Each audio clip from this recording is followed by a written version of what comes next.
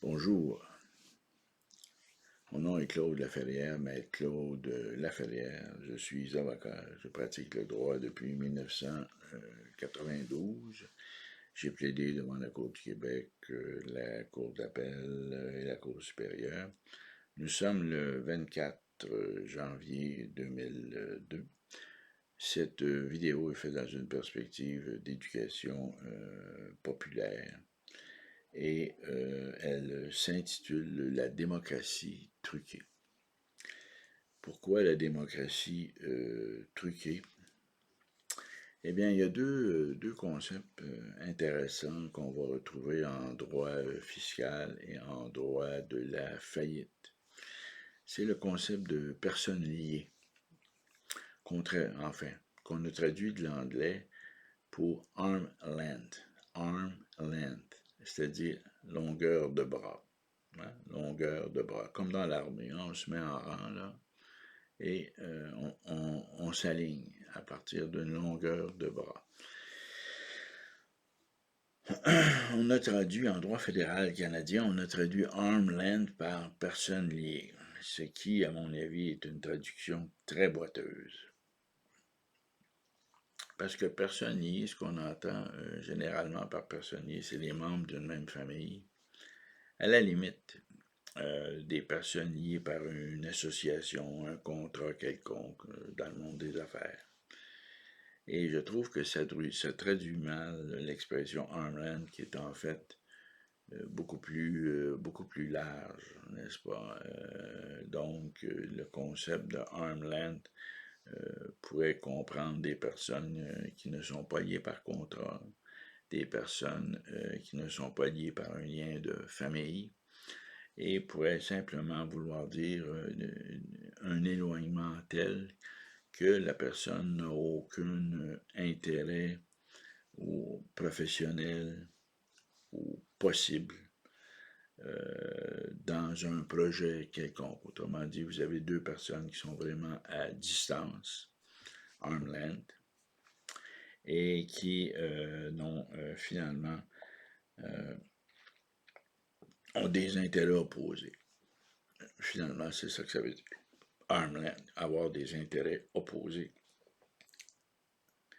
Et ce qui fait en sorte que les deux personnes sont vraiment indépendantes l'une de l'autre et il n'y a pas de risque de conflit d'intérêts ou d'intérêts communs, conjoints qui pourraient se rencontrer. Et dans le contexte politique du Québec actuel, j'ai pas l'habitude de m'intéresser à la politique québécoise, mais avoir le portrait de l'Assemblée nationale, je suis très inquiet quand je vois ça. Et ça me donne de plus en plus l'impression qu'on est confronté à une sorte de démocratie truquée. Je m'interroge d'abord, écoutez, soyons clairs, là, on se retrouve avec un premier ministre qui est chef d'un parti politique et la chef de l'opposition qui origine de ce parti politique. Et la deuxième opposition, le chef de la deuxième opposition était lui-même en lien avec le chef actuel du gouvernement. Donc, la question qu'on se pose, sommes-nous arm's length? Donc, ce ne sont pas des personnes liées, du moins à ce qu'on en sait, mais est-ce qu'ils sont arm's length? Est-ce qu'ils ont une distance suffisante? La question se pose. La question se pose. Et parce qu'on a vraiment l'impression que de la façon dont les oppositions se comportent depuis les 2 dernières années, qu'en fait, ils supportent le gouvernement. Bon. Je sais pas, c'est un modèle. C'est un modèle sociétal de démocratie truquée qu'on retrouve en Chine, qu'on retrouve en Russie, qu'on retrouve dans toutes les dictatures de la planète où finalement les gens de l'opposition n'ont pas vraiment de position contraire. En fait, un peu comme en Chine, il s'agit simplement il y a des élections, mais c'est des élections entre copains. Hein, c'est des élections à l'intérieur d'une sous le parapluie d'un marxisme-léninisme éthéré, compte tenu des derniers amendements à la Constitution de la République populaire de Chine, qui permet les oligarques, le secteur privé, qui permet des investissements étrangers, etc. Donc, une classe de nouveaux riches en Chine. Et lorsqu'il y a des élections, eh bien, on essaie en quelque sorte de ne pas trop contrarier le pouvoir en place. Et il n'y a pas vraiment d'option. C'est la différence entre le bleu foncé et le bleu pâle, ou entre le rouge et le rouge vif et un rouge plus rosé. Là. Donc, on voit que les différences idéologiques sont minimes et que finalement, tout le monde est assis dans le même wagon. Et c'est comme ça en Russie, c'est comme ça en Chine. Et il n'y a pas vraiment, comme en Chine, un parti qui proposerait des élections vraiment libres et démocratiques avec des mandats à durée limitée. On sait que Xi Jinping s'est nommé à vie en Russie. C'est à peu près le même phénomène avec Poutine.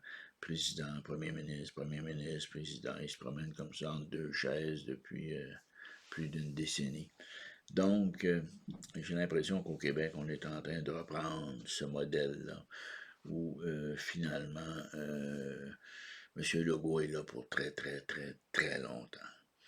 Et il n'y a pas d'opposition.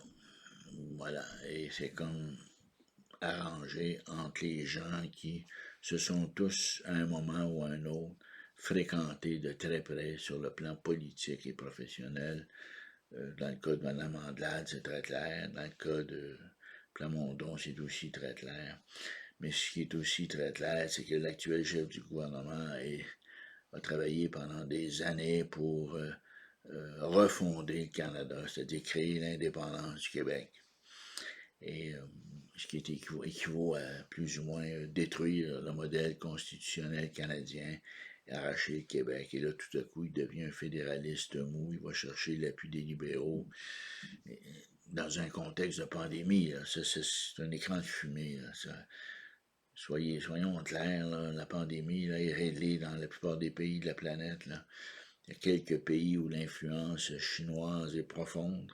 Et c'est là que se situe le problème. Et c'est là qu'on est en train d'instaurer des démocraties truquées. C'est pas, et finalement, on n'a pas vraiment d'option, on n'a pas vraiment de choix. Et on se retrouve avec, il y a le Parti conservateur d'Éric Duhem, mais il n'y a pas d'équipe. Pour l'instant, c'est un Duhem show. Ça va prendre une équipe. C'est pas un homme qui dirige un gouvernement, c'est une équipe. Et l'équipe n'est pas là. Et les élections s'en viennent. Et M. Legault va être élu à une forte majorité, là, étant donné qu'il contrôle le noyau dur de la société québécoise. C'est ce qui fait qu'on n'a pas vraiment d'option, il n'y a pas d'opposition. C'est de la blague, là. Et voilà. Donc, cette idée de démocratie truquée, comme je vous dis, ma réflexion part de cette expression anglaise, arm's length. Hein? Est-ce que ces gens-là sont à distance? Ou si pendant des années, ils ont été tellement près les uns des autres qu'ils se sont comme contaminés mutuellement et que finalement, aujourd'hui, c'est la raison pour laquelle, depuis 2 ans, on observe la montée du Parti conservateur du Québec, mais qu'il n'y a pas vraiment de réponse du côté de l'opposition. C'est vraiment l'intégration du modèle politique chinois. Parce qu'il y a des élections en Chine, voyez-vous. Mais c'est des élections entre amis. Au Congrès, là, il y a des différentes candidatures là, qui sont posées. Et puis, on remplace un commissaire politique par un autre. Mais les deux font une interprétation un petit peu différente. On joue avec les virgules dans la doctrine marxiste-léniniste qui est devenue une blague, là, parce qu'avec les amendements de 2004, j'en parle dans d'autres vidéos. Parce que quant à moi, la Chine est devenue un État voyou, mené par des gangs, des oligarques, des grandes fortunes qui ont mis leur argent beaucoup aux États-Unis, au Québec, au Canada, et vice-versa. Là. Et ça n'a plus rien à voir. C'est un peu le modèle des années 30, mais à la mode d'aujourd'hui, avec la numérisation, etc. Et voilà. Donc, c'était tout pour ce vidéo d'aujourd'hui. Cette idée de démocratie truquée et dont on va finalement reparler à l'occasion des prochaines élections. Ceci étant dit, je vous souhaite à toutes et à tous une bonne journée et à la prochaine.